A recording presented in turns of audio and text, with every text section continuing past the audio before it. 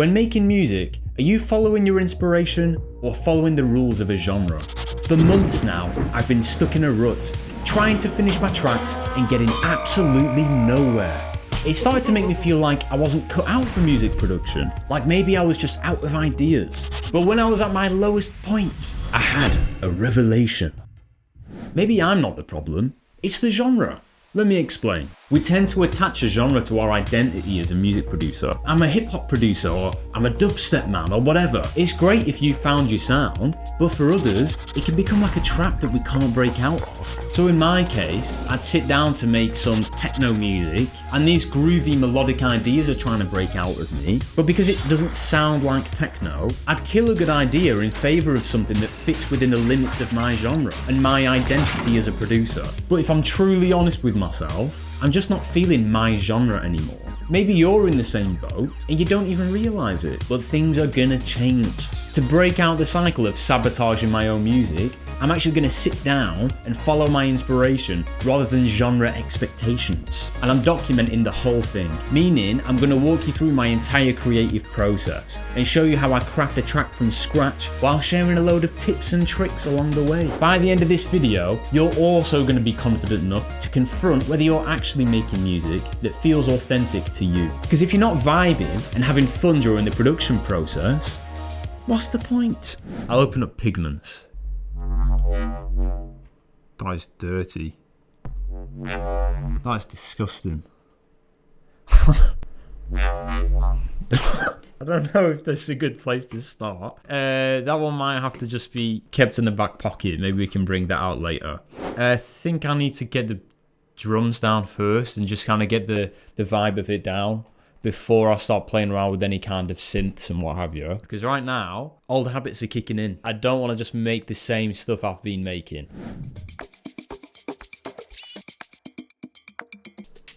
Okay, let's chuck this top loop in. Fit this to the tempo. I don't know if I want the clapping just yet. Now I've EQ'd it a little bit. Well, quite harshly, just to take out the clap. I only want the shakers. I only want the groove. So I've decided to try and cut that out of the loop. Alright, well let's add in the hi-hats and let's get a real rhythm going. We'll pass the same LFO to this one. I think that's enough for the shakers, like that's getting a bit much. Right, let's take the sub out of this one. There's too much bass in this one. Let's see how this sounds.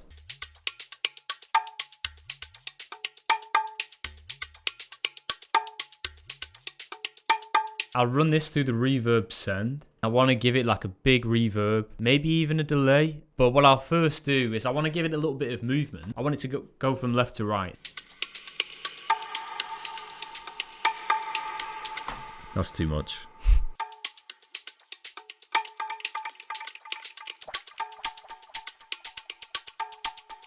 I don't really know what exactly I'm making now, but sometimes you just need to kind of throw things at the wall and see what sticks. The idea I have now in my head is just to try and get as much of a rhythm down as I can and try and define a bit of a groove. And then from there, I think I'll build out some chords and do some other sound design. But I think right now we just kind of need to get a groove down and really try and feel the vibe of the kind of thing that I want to make.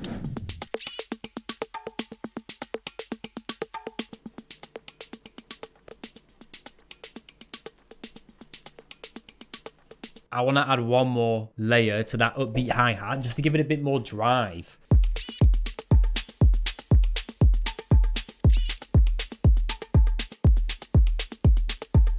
So now I've taken the tail of the hi-hat off.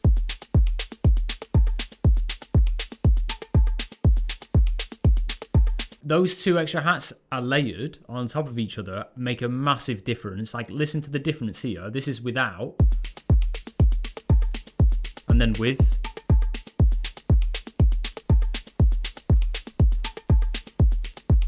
That's a big difference.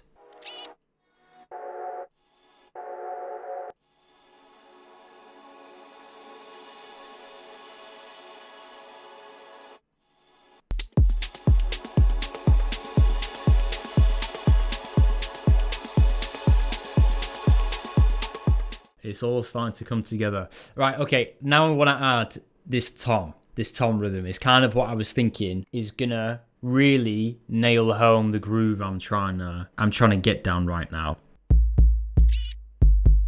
I'm just gonna pick a key. I'm gonna do G sharp minor, and we'll just stick with it from there.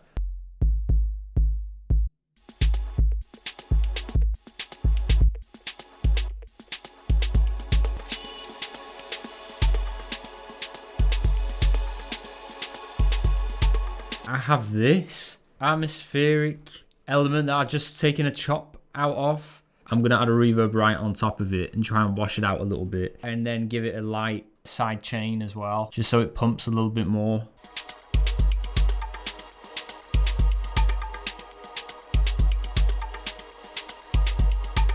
This little loop here,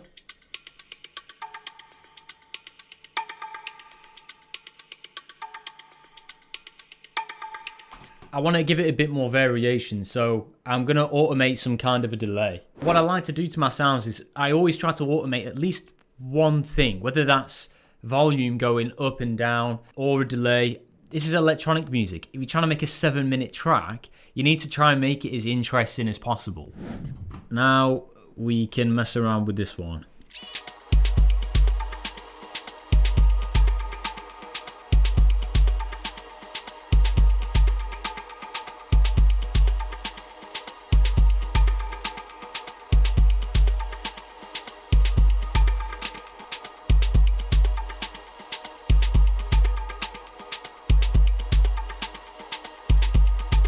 Okay, now this has got a bit of a vibe. It's so much easier to build on something like this rather than like try and design some sounds from scratch and then write a melody with nothing else behind it. Like this, for me, I can get into the vibe of this and write something that fits this kind of vibe.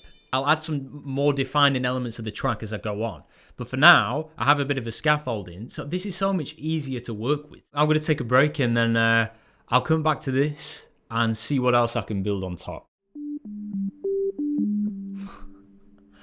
I think I was in G. I feel like fucking Sherlock Holmes trying to figure out what key my track might be in. I've left some clues. Here we go. I'm in G sharp minor. I actually have no idea what I'm looking for. I just like to play around until I feel like I come up with something I can work into the track.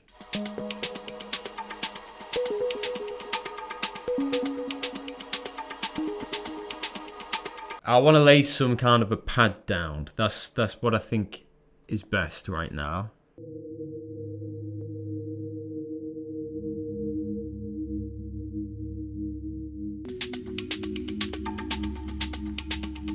We're onto a winner here. I was getting like a bit of writer's block there for a second. Playing around with this bloody pluck. Now this is gonna move.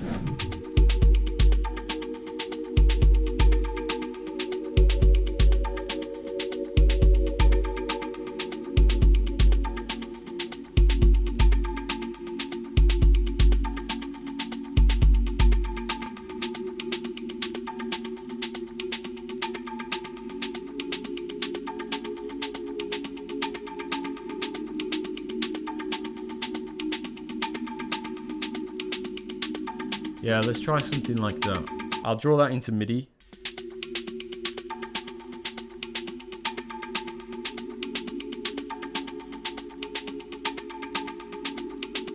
I like it. The only thing is, it's a little bit too static. So I might try something like tremolation of some kind of modulation. It's a little bit too static for me.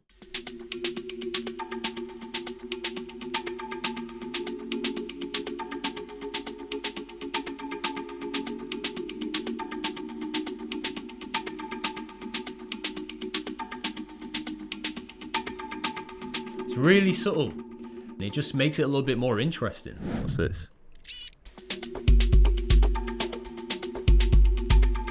I want to bring that out a little bit more. So I'm going to layer something on top of that. So I just need to find something that sounds like it was a part of that original loop. Not that.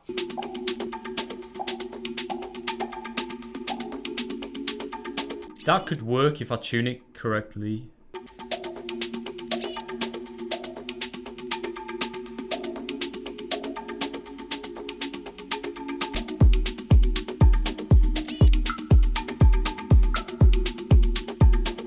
Maybe they could be layered, actually.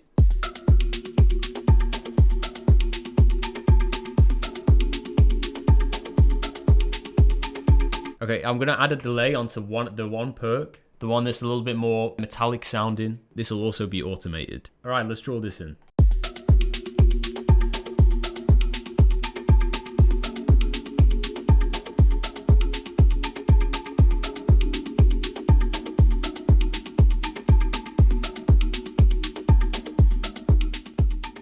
I've taken this ARP now. It was just a kind of basic triangle and a square wave. And then when I run it through all this distortion, bit crusher, and some other distortion going on in effect rack, then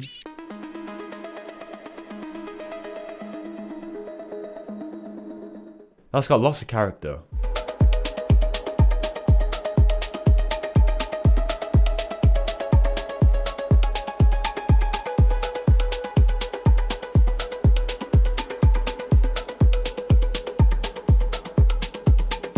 Let's lay that art pattern down.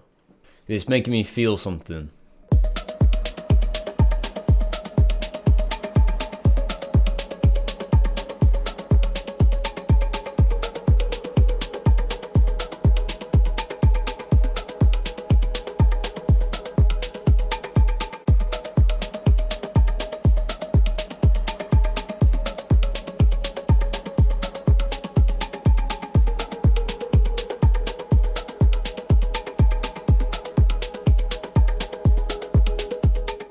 With the original chords I had, I don't think I'm going to keep them as they are. I want to play around with them again. I don't think I want something so depressing right now.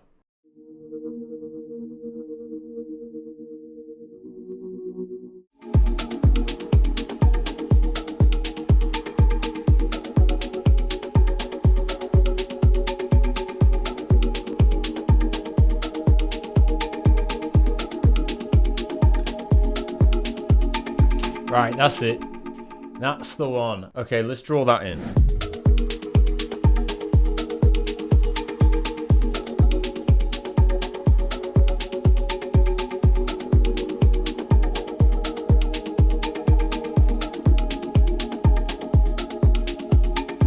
Yes, yes, yes. I found this like Tibetan bowl patch as well. Also running through the tremolator, so let's stick with this for now. Right, what about a clap? Maybe not a clap, but like a sort of rim snare. I've gotten distracted, but it's a positive distraction now. I've found this little vocal here.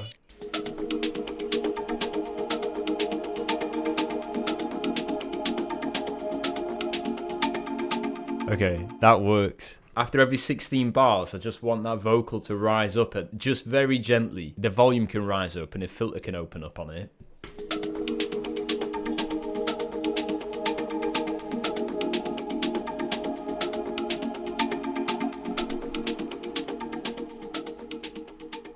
Now we need to make some serious progress. Strike while the iron's hot. Let's keep building. Let's try a bass line.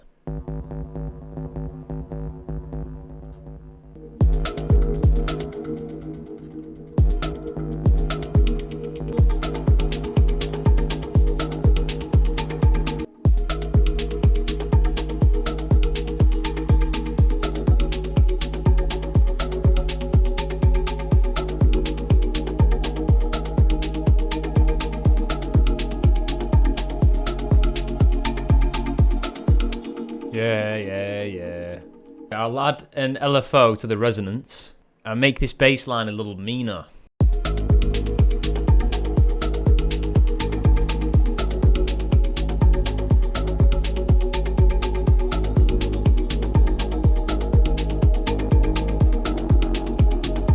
That bass line is good as it is. I'm not going to do anything fancy. It's just a basic square wave. That just glues everything together for me right now.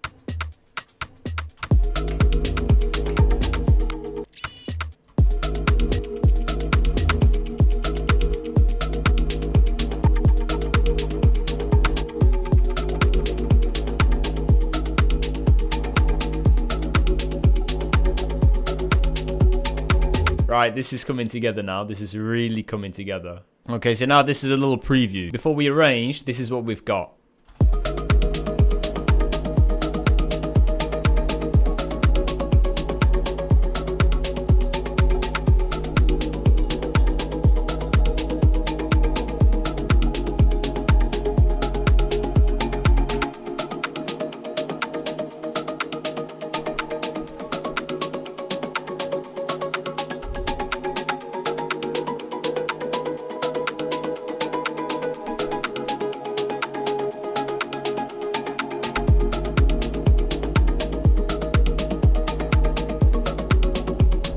Alright, see you in the next session. It's starting to sound really busy, so I want to do an arrangement. And then, yeah, I can start to refine some things and add some other elements. What I like to do is just take the whole 16 bars and just bang, bang, bang. Control B the shit out of it. Yeah, that'll do. That's enough. Because I'm a chronic overthinker, the best way for me to do arrangements isn't by deleting things, but what I like to do instead is just like mute elements. Because I feel like if I delete them, I might want to put them back, but if I just mute them like this, then mentally, like, I can handle it a lot more. Okay, I like this opener. I like the way it opens up here.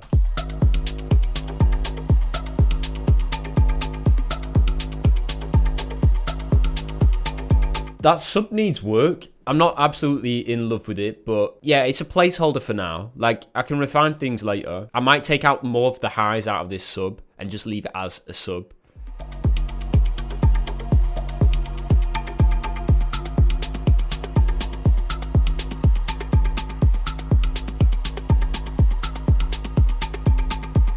I need to do some housekeeping here. This is too messy, to be honest. I'm a bit confused about which sounds are what, so it's a bit hard to do the arrangement right now. This is the boring part of music production. Boring, but really, really necessary, to be honest. 32 bars in. Then I'm going to want the claps and some of the hats to come in. Not all of them. Some of the hats to come in, and we're just going to build this up slowly. I want to filter in the conga loop as well.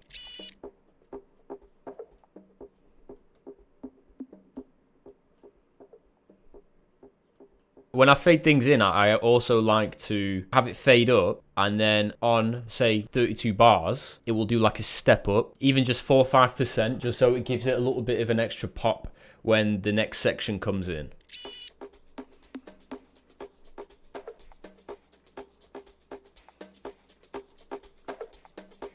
It's really subtle, but when you do this with a lot of elements, those subtle changes really start to add up. When the 32 bars comes in, that's when I'm going to start to fade in the chords.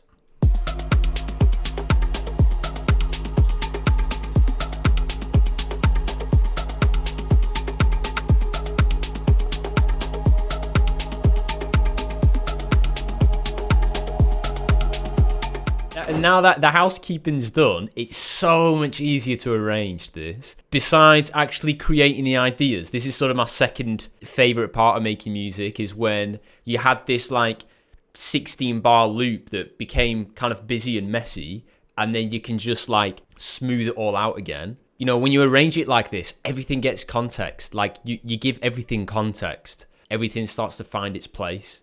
Whether that's like going to play through the whole track or be deleted, you kind of get out of the chaos and things start to make sense. This ARP can just play the one note.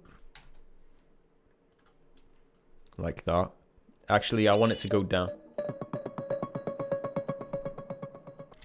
Like this.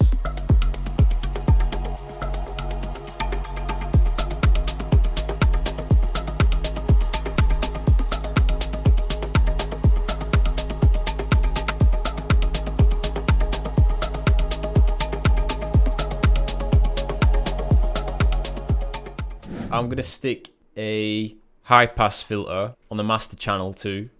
I want to take out some of the lows as it goes into different sections.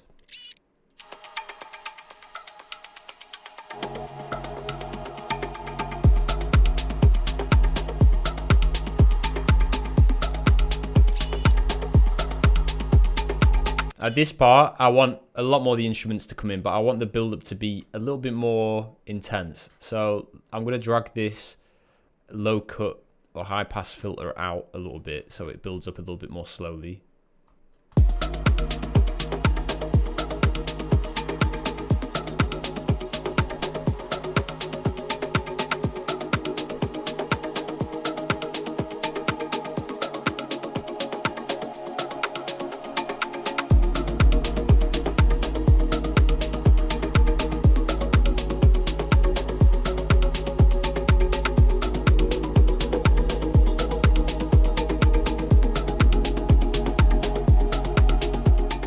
Also, for this metallic perk loop, I've added an automation on the reverb wet level, so it'll wash out a little bit more.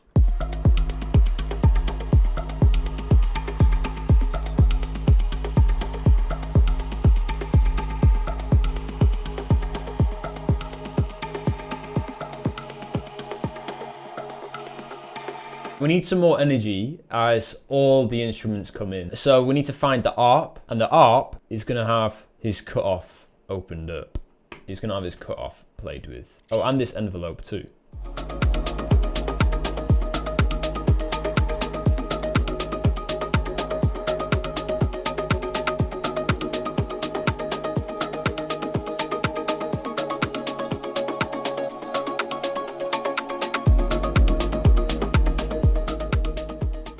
In order to build a bit more of the energy, we'll add a white noise or something later. You know, that's the easy stuff. But what I'm going to do is I'm going to throw all of the percussive elements, most of them at least. I'm going to throw them into a send. I'm going to filter out all of those percussions so that when this top loop comes in here at 64 bars, it really hits, like really hits. It's just going to help to take away a bit more of the energy. And then when everything comes in, it's coming in a lot stronger because now you have this added layer, this top layer. So let's try that.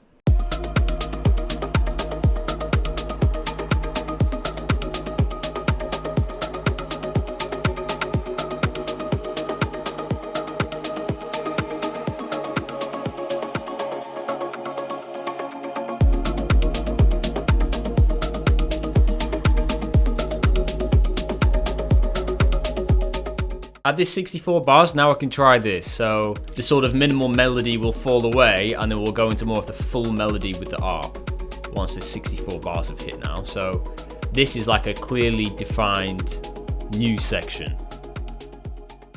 Let's try and work some white noise into this. Try and make these transitions a little bit more intense. I was using this sample, but I think I'm just gonna make it. Okay, so I'll just grab the white noise from Pigments. Yeah, I'll just get the white noise to play like basically the whole track. Yeah, then I'll just create an automation clip out of the cutoff within Pigments. And that's done. I'll add an LFO to the pan as well, just so it makes it a little bit more interesting. We also have this little transition as well.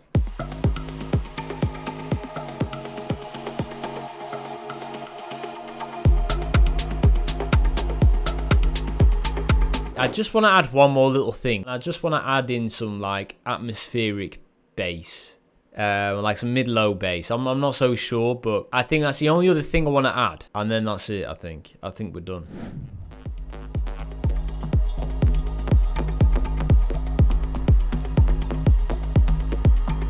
That is a dirty sounding bass now. I don't even know how I made that now. It has the same foundation as the sub.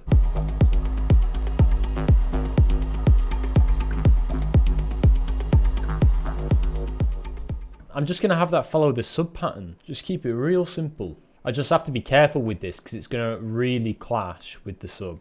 Right. I think this element works. Yeah, it kind of needs a little bit of polishing in the mix down, but it's fine for now. It doesn't clash too much, I don't think. And then it follows the bass pattern, so then it goes like this.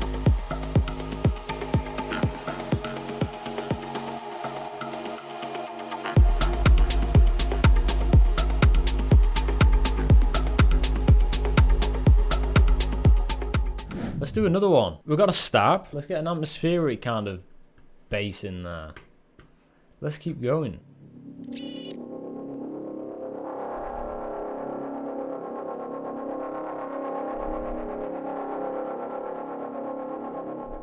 Okay, let's see what this does.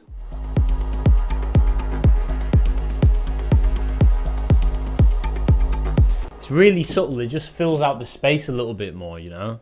It just adds a little bit of something. It's just a little bit more texture. You know, you ask me, this is finished. It's finished. I mean, obviously it's like not ready for release or something, but this is a finished idea, like solid idea. I'm not going to do all the post-production or you know, build a break right now. This is kind of beyond the scope of the video, but like this is a finished idea. Yeah, I'm pretty happy with it. Let's give it a spin.